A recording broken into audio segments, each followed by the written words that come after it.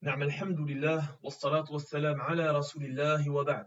Donc on est toujours dans le livre Nour al-Bayan et on est toujours dans le Moudoud et là on est toujours sur Al-Mad Doubilia. Très bien. Donc on va terminer avec Al-Mad Doubilia et ce que l'on va voir ici c'est Al-Ya ou Al-Maddiyya as-Saghira.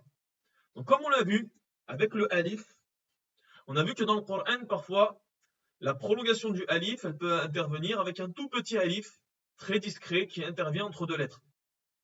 Eh ben, il y a la même chose, si l'on veut, avec le ya. Donc on a ce signe ici, qu'on retrouve dans le Coran, et ce signe correspond donc à la prolongation comme le ya, la prolongation de la kasra. I.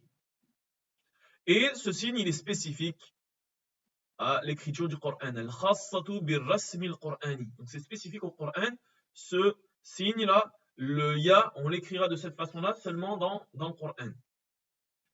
Qu'est-ce que ça donne concrètement? Ça donne ça. Hi. Donc ça, on peut le trouver dans le Coran. On le trouvera également en dehors du Coran avec les deux petits points en dessous. Hi. Et dans le Coran, exclusivement dans le Coran, on trouvera ça. Hi. Donc c'est la même prononciation, mais l'écriture est différente. Donc on va trouver ce petit ha écrit de cette façon-là à la fin du mot. Et derrière, ce signe-là nous indique que on doit prolonger cette kasra. Donc hi. Et pareil ici, hi. Très bien. Ce petit signe, on peut le trouver en tant que prolongation, comme on vient de le lire ici et ici, mais on peut également le trouver avec des harakat, avec des voyelles. Comme ici, ça je le lirai yi, et ça également, donc je le lirai yi. Ici, je lirai ya, et ici, de la même façon, je lirai ya. Très bien. Petite remarque concernant cette écriture-là et cette écriture-là.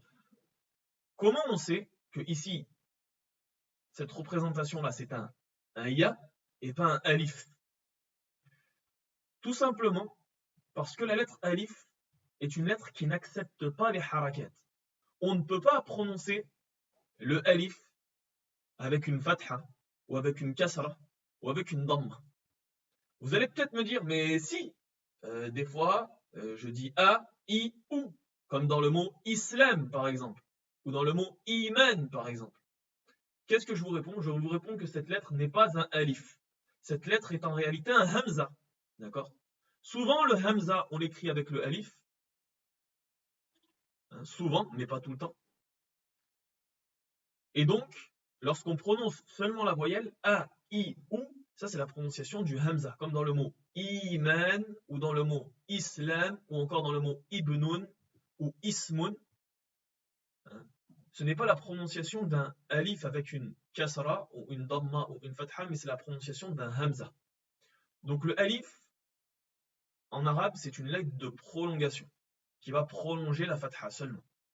Étant donné qu'ici on a une kasra, ça se lit yi. Cette lettre est un ya, yi. Cette lettre est un ya, ya. Très bien. On fera une explication plus détaillée de la hamza dans une autre vidéo, Inch'Allah.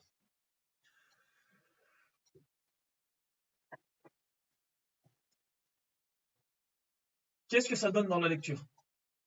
Waqi lihi. Waqi lihi. Shi'atihi.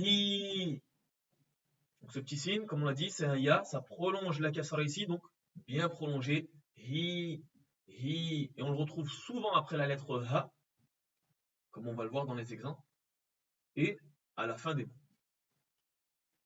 Seulement à la fin des mots. Li sahibihi amalihi fara'ahu. Amalihi fara'ahu. هذه ناقة. هذه ناقة. وصاحبته وبنيه وصاحبته وبنيه سنعيدها سيرتها سنعيدها سيرتها بلى قادرين بلى قادرين سرابيل تقيكم سرابيل تقيكم فيها منافع ومشارب فيها منافع ومشارب ولي فيها مآرب ولي فيها مآرب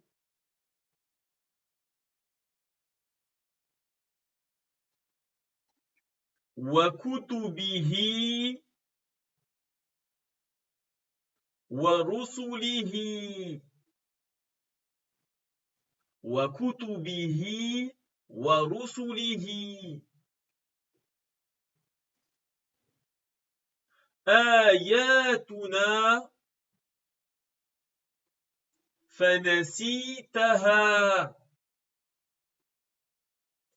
آياتنا فنسيتها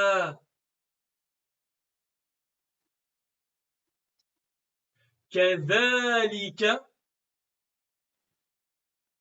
يريهم كذلك يريهم خالدين فيها خالدين فيها. Non, très bien. Entraînez-vous sur cette prononciation. Retenez l'écriture de ce ya, hein, comme on l'a vu. Hein, on peut le trouver de cette façon-là, à la fin des mots. Donc, il est discret, mais il ne faut pas oublier de le prononcer, donc de prolonger la kasra.